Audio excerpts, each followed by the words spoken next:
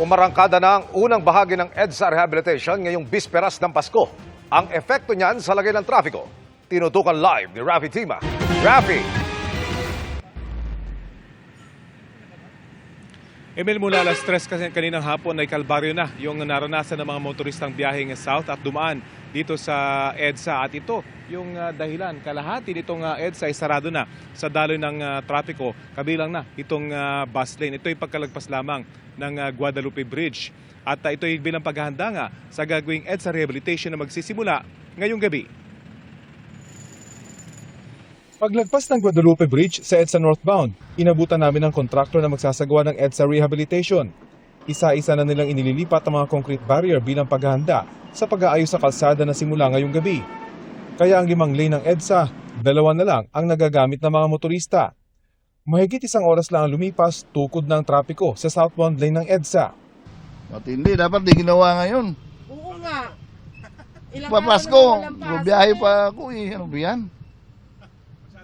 Abala. Medyo nakakapanibago po eh, pero at least tuloy-tuloy naman po, hindi naman po yung talagang parang nakaparking na po dito sa EDSA.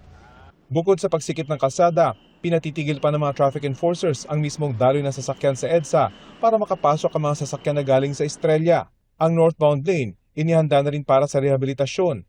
Pero dahil mas konti ang mga sasakyan panorte gamit ang EDSA, hindi kaagad tumukod ang trapiko. Ayon sa MMDA, marami kasi ang piniling dumaan na sa Skyway, lalo na ang patungo sa North Luzon Expressway. Para mapabilis ang pagsasaayos sa mga bahaging hindi pa naman talaga sira, sinimulan na ng ilang manggagawa ang paglalagay ng aspalto sa mga crack sa kalsada. Ang mga may malalang sira lang daw kasi ang kanilang babakbakin para maging mabilis ang pagsasaayos sa kalsada. Bagamat sumuong sa matinding traffic, may ilang motorista pa rin namang naiintindihan kung bakit kailangan na talagang isaayos ang EDSA. Ikagaganda naman ng EDSA eh. Okay lang naman. Oo, tsaga-tsaga na.